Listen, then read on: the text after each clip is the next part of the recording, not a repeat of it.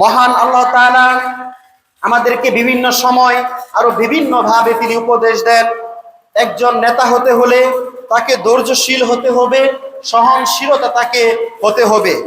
এ সম্পর্কে মহান আল্লাহ তাআলা কুরআনুল কারীমে সূরা আনফালের 46 নম্বর আয়াতের মধ্যে বলেন, ওয়াতিউল্লাহ ওয়া রাসূলাহু, অবশ্যই অবশ্যই তোমরা একমাত্র আল্লাহ তাআলার আনুগত্য করবে এবং রাসূলুল্লাহ সাল্লাল্লাহু আলাইহি ওয়াসাল্লামের আনুগত্য করবে।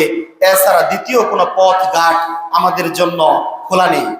সুন্নাহ ভিত্তিক জীবন পরিচালিত করতে হলে আমাকে আপনাকে অবশ্যই অবশ্যই রাসূলুল্লাহ সাল্লাল্লাহু আলাইহি ওয়াসাল্লামের দেখা সেই পথে থাকতে হবে।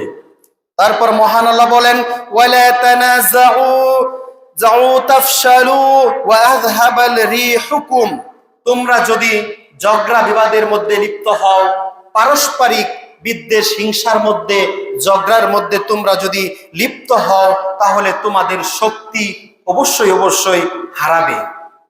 তার মানে যখন হিংসা হবে, যখন ঝগড়া বিবাদ শুরু হয়ে যাবে, এক মানুষ অন্য মানুষকে দেখতে পাবে না, এক নেতা অন্য নেতাকে যখন দেখতে পারবে না, অহংকার করবে, হিংসা করবে, যখন ঝগড়ার মধ্যে লিপ্ত হবে, তখন মহান আল্লাহ তাআলা বলেন তোমরা তোমাদের শক্তি তখন হারাবে, তোমরা নিঃশেষ হয়ে যাবে, তোমাদের শক্তি তখন নিঃশেষ হয়ে যাবে, তোমরা কখনো বিজয় অর্জন করতে পারবে না।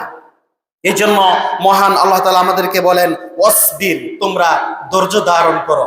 যে কোনো বিপদ আপদে আমাকে আপনাকে ধৈর্য ধারণ করতে হবে। মহান আল্লাহ বলেন, ইন্নাল্লাহা মাআস সাবিরিন, নিশ্চয় নিশ্চয় যারা ধৈর্য ধারণ করে আল্লাহ তাআলা ধৈর্যশীলদের সাথে থাকেন। এই জন্য যে কোনো বিপদ যে কোনো সময় আমাকে আপনাকে ধৈর্যের সাথে সেটা মোকাবেলা করতে হবে, মহান আল্লাহ তাআলার উপর ভরসা করতে হবে। একমাত্র মহান আল্লাহ তাআলার পক্ষ থেকেই সমাধান নেমে আসবে।